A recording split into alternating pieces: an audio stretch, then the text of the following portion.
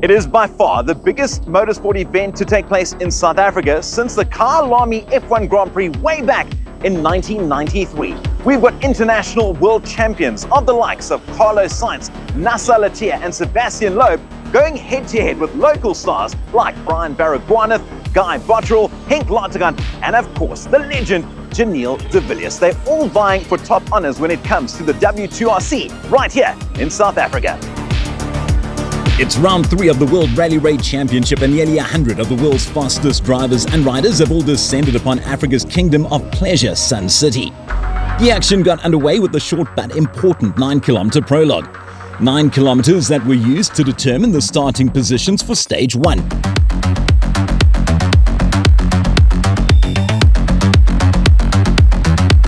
During a glitzy and glamorous affair, the top crews picked their preferred starting positions for the opening stage. As always, it's a bit of a brain teaser. Closer to the front means finding the route first and leaving tracks and clues for others to follow. But further back could mean ending up in slower traffic and in heavy dust. Factors that will undoubtedly slow you down. Different crews have different strategies, but in the end, they all share the same objective: to go as fast as possible. And it all has resulted in this, the start of Stage 1. Behind me, Sebastian Loeb, who has the unenviable task of opening the stage. He'll travel about 170 kilometers to Lichtenburg, after which he'll take on 262 kilometers of special stage on varied terrain. Welcome to Stage 1 of the SA Safari Rally.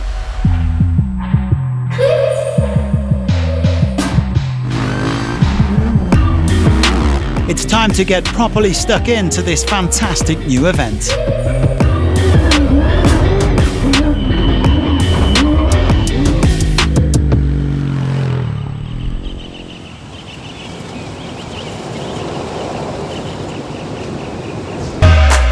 Luciano Benavides putting Ross Branch behind him then as they roared into this first full stage.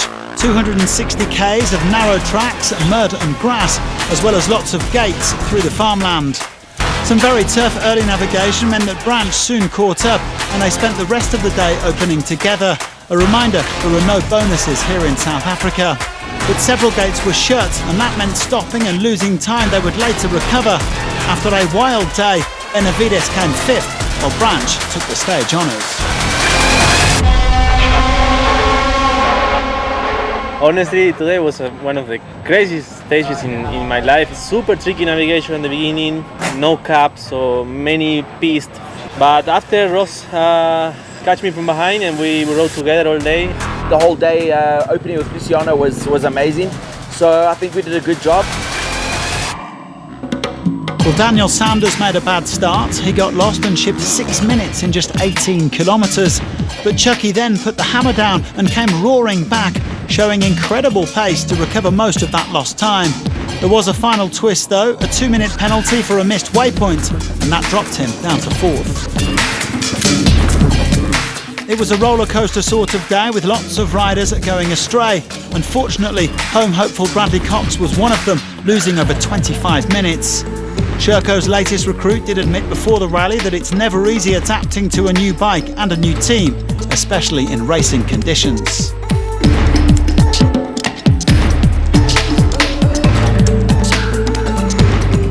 Ricky Brabeck doesn't live anywhere near grass, so he had a tough old time of it early on. But once things opened up, he was able to push. At one point, the American even had the stage victory, but when other riders recovered time, he slipped down to 3rd. Still, he's very much in the fight. Adrian Van Beveren also struggled early on because his roadbook tablet wasn't working properly, but the Frenchman was able to get a new one and he also recovered time. VBA ended up doing an excellent job on the Honda, powering his way to 2nd place, only 55 seconds down on Ross Branch. The Motswana collecting his first stage win of the season, which is bound to boost his confidence. He led in 2 Hondas and 2 KTMs. Taking the prologue times into account, Branch leads the Safari Rally by 50 seconds.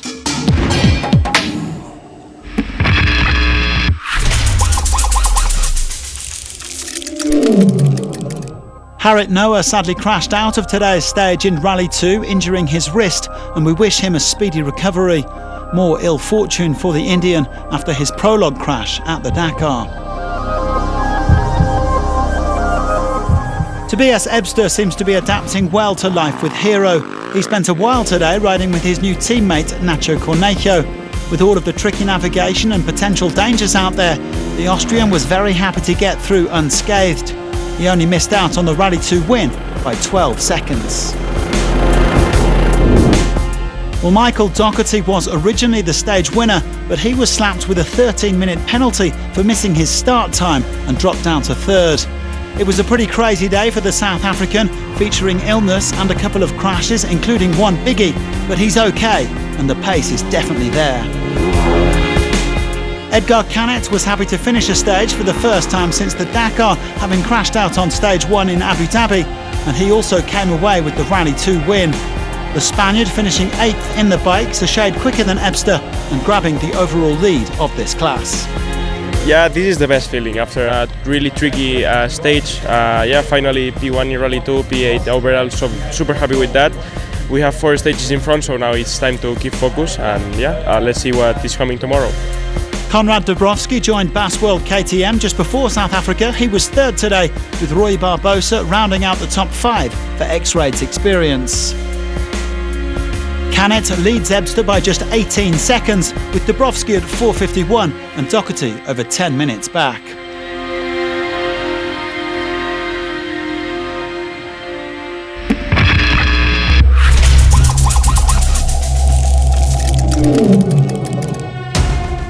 Gaëtan Martinez made it 2 from 2 in the quads. The Frenchman came in over 25 minutes clear of his teammate Antanas Canopkinas, who damaged a rear arm and had to ease off the pace. Everything went perfect for me, but the rally is not over, so it's still 4 days to come, the marathon stage to come, so everything can still happen. It was a chaotic day with Marek Woy and Karin Thiessen both failing to finish, Martinez in pole position.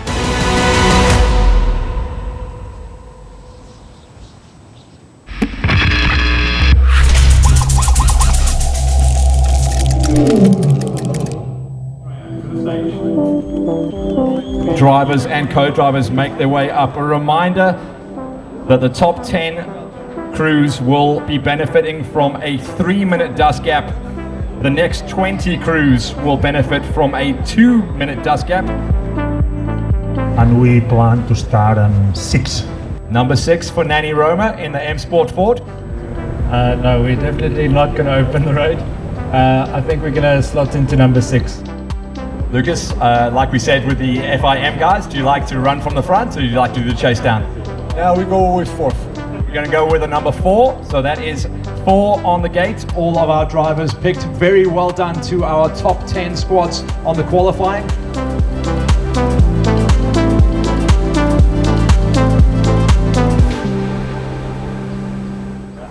The Ultimate Drivers gathering for what promised to be a tough opener, and good to see plenty of fans out to see them off.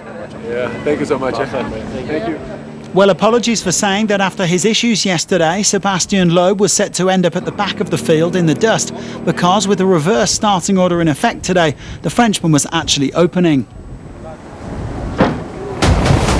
And the 9-time World Rally champion did an excellent job, only dropping 3.5 minutes. He and Fabien Leurquin didn't push too hard, staying very focused on navigation, and that conservative approach paid off as he came third. Not a bad day at all for the Dacia Sand Riders, although Nasser Al-Attiyah did slip down the standings after a late penalty.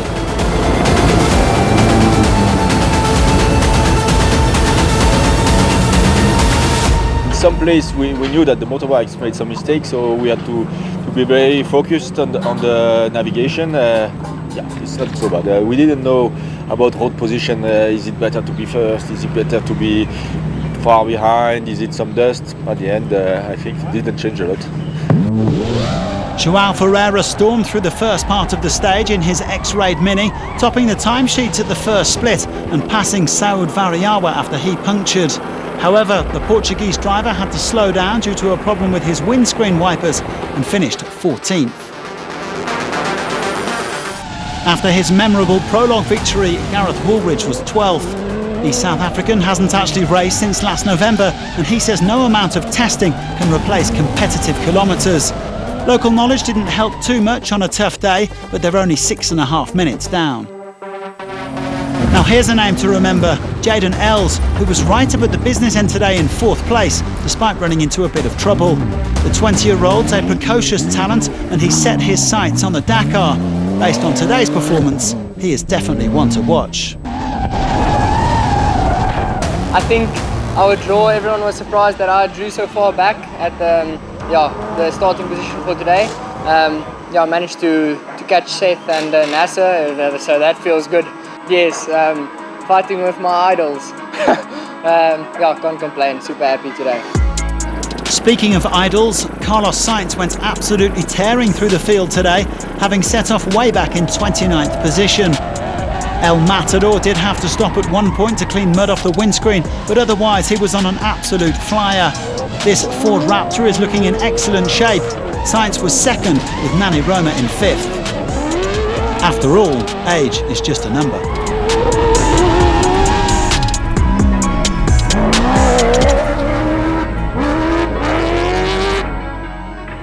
But the day belonged once again to South Africa. This time it was Henk Laterken who saw off all comers, displaying sensational speed to win by 2 minutes and 38 seconds from Sainz.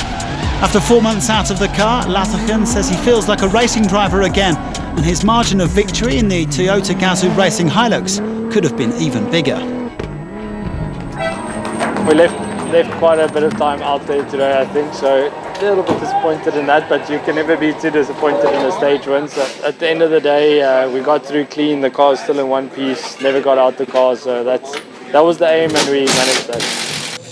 Laterken leading in Sainz and Loeb on this opening day, with Els no doubt delighted to find himself in such esteemed company.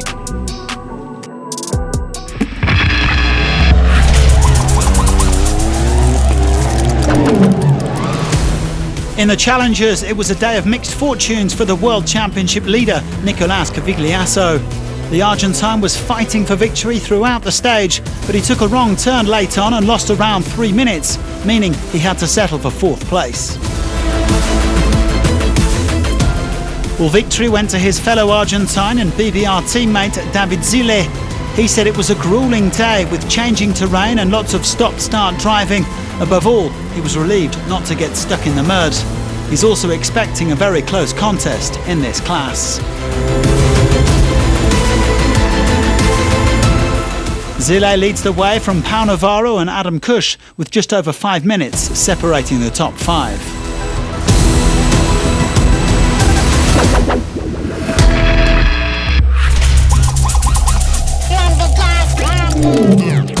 It was a disastrous day for Alexander Pinto in the SSVs. The W2RC leader suffered a big impact and lost over an hour and a half, seriously damaging his chances of picking up big points this week. But they did at least get the car to the finish line. Meanwhile, there was an unexpected victory for Richard Axel. He does have a bit of experience in this kind of terrain, having done the Kenya Classic in a 1972 Porsche 911. But it still came as a surprise when he found out. I never ask about the standings or what's happened in the stage. Never do. And I was a bit worried because the car's quite muddy and I thought the mechanics would be upset that I'd have to wash it. And he said, good news. I said, what, they'll wash it? And he said, no, we won. It was even a British 1-2 with Axel leading in George Hall's. Jose Nogueira was third with his teammate Pinto, now rock bottom.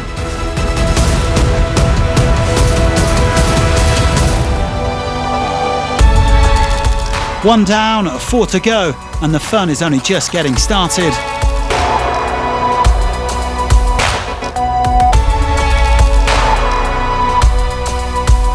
As you can imagine, it is a massive undertaking to manage almost 100 cars and bikes as they traverse the Northwest Province. To do that though, you need a dedicated team of marshals and officials to ensure everything is safe, not only for the competitors, but for the spectators too. This is the story of the marshals and the officials, the real heroes of Rally Raid Racing.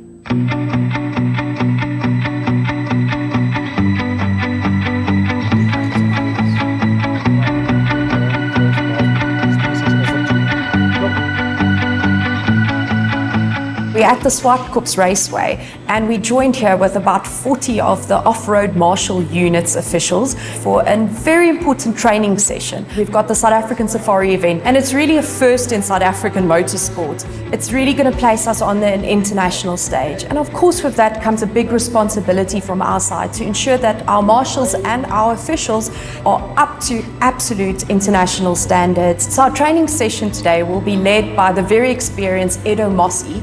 Edo Mossi is from the ASO, Amari Sporting Organization, and he's actually joined us all the way from Italy to come and assist our officials in training.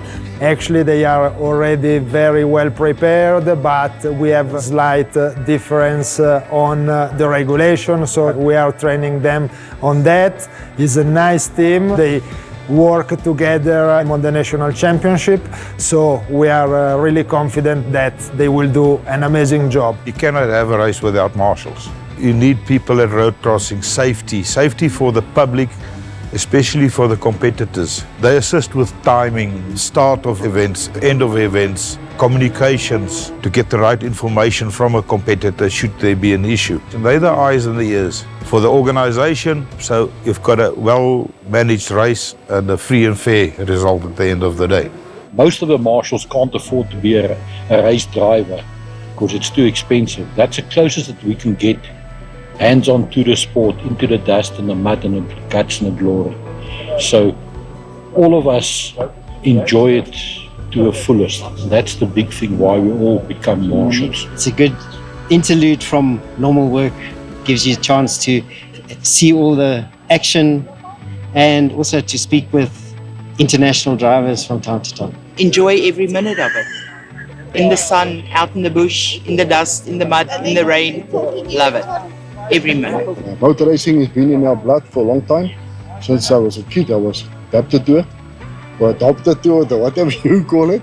But we love the sport and we do it for the love of it. I have been marshal in the past. Is actually an adventure because you leave all the event in the bush, you move from point to point, you have to navigate, you have to drive your 4x4 in the bush, you are facing many problems. The days are very long because from the first bike to the last car you can have 8 hours, there is dust, and these people are brilliant because they can keep having the same level of performance for 5, 6, 7 days, and this is amazing.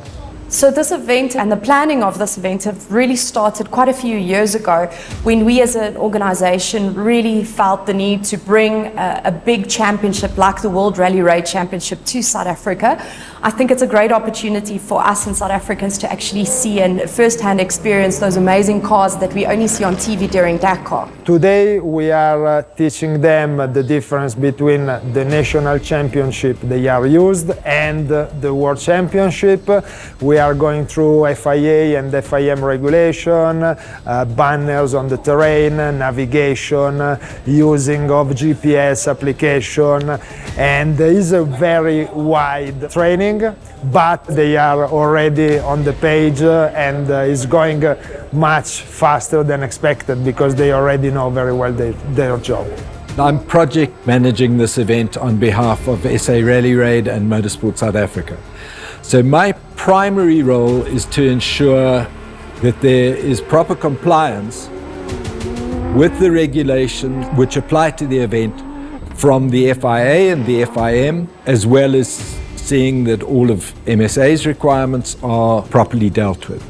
It involves producing a vast amount of documentation ranging from the rally guide to the regulations specific to the event for both motorcycles and cars. It's been a massive learning exercise, particularly because the local championship doesn't include bikes.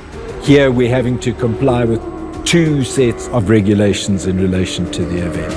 Motorsport is potentially a dangerous activity. So we have to manage it in such a way that we involve the minimum of risk to competitors, to our officials, to spectators, and to the people on whose land we're privileged to go and compete.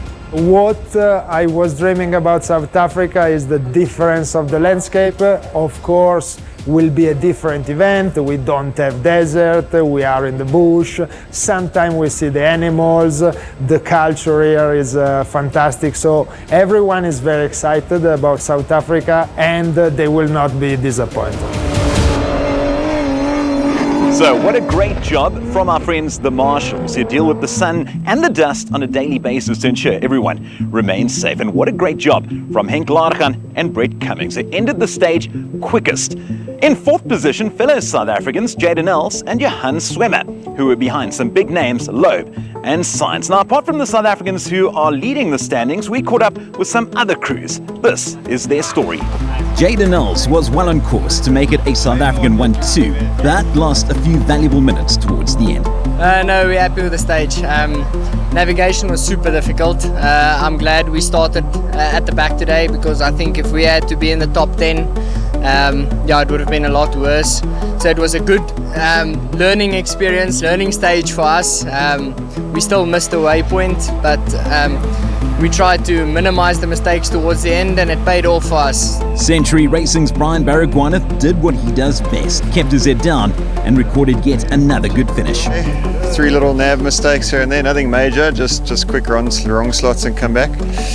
More like driver concentration, so Len did a great job. And then 10k's from the end, we had an issue with the drivetrain. I think we've broken a CV somewhere or something, but we managed to nurse it home, so only a minute and a half lost on the last 10k's, so yeah, smooth day. A tough day for both Sahud Bariawa and Guy Bottrell over at the Toyota Gazoo Racing side of the pits. We struggled a bit with the rhythm, but we have days like that, and we just got to shrug it off quickly and be ready for tomorrow. So at least tomorrow we've got a good road position. There'll be quite a few cars in front of us. We've also got a penalty. We missed a waypoint, but other than that, not much more I can say. A little bit frustrating, but it's part of the game. Some days are good, some days are bad, and we didn't have a good day, but we get out the car, we're still smiling and shrug it off and attack tomorrow. We were opening the road with Loeb in the front, but 40 k's into the stage our exhaust broke, our exhaust mount broke, so we ran without anti-lag. The spare tire was catching a light a few times, so we had to stop quite a lot. So really a dramatic day for me. And the last 60 k's we had no fuel pressure, so lost a lot of time, but we'll see how it goes tomorrow. The local drivers might be familiar with the conditions, but navigation on an international event like this one is quite different. Very difficult, I must say. I thought we had quite a safe starting position, but it was really, really tricky. Obviously, we used to back home having some markers and confirmation, and we didn't. So it was really tough. Right in the first 20 kilometers, we got lost, and we lost about 2 minutes there to Henk straight away. So we got to the next decontrol, and I saw we were 2 minutes down, and we sort of held our own for the midsection of the stage, and then right at the end, we did a really bad wrong slot again and lost another 2 minutes. So yeah, 4 minutes in 2 bad instances, and then we had about another 4 small wrong slots in between, but they've all added up. So it's put us about 7 minutes back. But in saying that, it's day one. There's a long way still to go, and I think we'll start tomorrow, 12th or 13th. So I've heard tomorrow's even trickier than today. So it might be a better day to be further back. I see the guys that have started far back are coming through at the top. So like our normal races here in South Africa, they seem to always quicken up the further back you are. And a fair share of problems for both Team Hilux drivers Janiel de Villiers and Forshia Blicknoop, who both lost valuable time in stage 1. We didn't have a good day. The stage was not too difficult, although it was very difficult in the beginning with the navigation side.